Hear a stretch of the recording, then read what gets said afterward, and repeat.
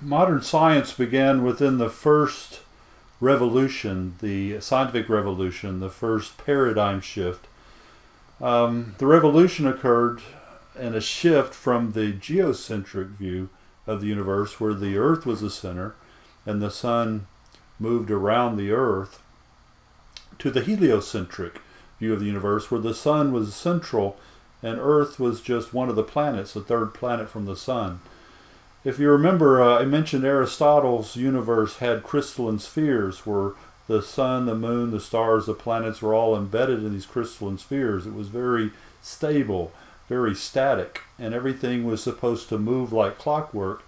However, astronomers began to recognize what they call retrograde motion, that certain planets would move in one direction and then they would back up for a while and then they would move forward again.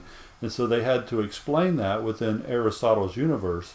And the way they explained it was this concept of epicycles, that there were other crystalline spheres attached to the larger crystalline spheres, and the planets weren't attached to the larger crystalline spheres, they were attached to these smaller crystalline spheres, the epicycles, and they would turn as a larger sphere turned. And as they began to gain other information, they had to have epicycles upon epicycles. And so you would have one crystalline sphere turning another crystalline sphere in the large crystalline sphere. And so through time, it became this, what Copernicus called the monster.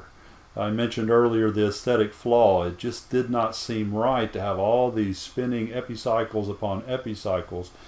And so when Copernicus took the sun from its position of third in the solar system and moved the sun to the center and replaced it with the Earth, all the epicycles went away, and it was beautiful. And he fell in love with the beauty of that, and he began writing about it. The problem was, by this time, the church had united its own view of the universe with Aristotle's universe and the work of Thomas Aquinas, his Summa Theologica, which married Aristotle's universe to the teachings of Scripture.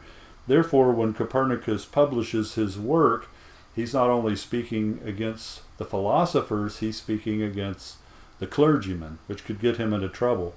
His editor, when he published the book, actually added in the preface a description of his view of the universe as a curious mathematical speculation. So he's trying to protect Copernicus from persecution from the church.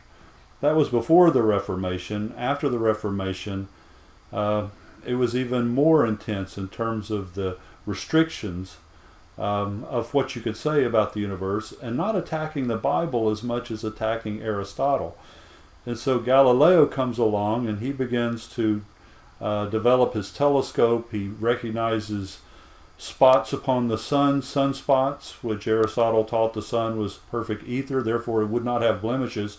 But Galileo found blemishes. He also found the phases of Venus, that Venus went through phases like the moon. He found mountains on the moon that cast shadows, and the moons of Jupiter that were where the moons were not moving around the Earth, they were moving around Jupiter.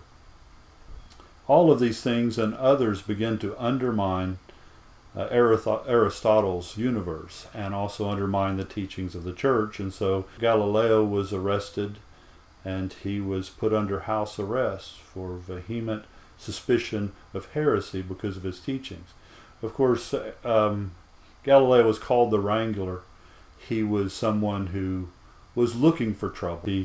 He could have gotten out of it if he would have toned down his arguments.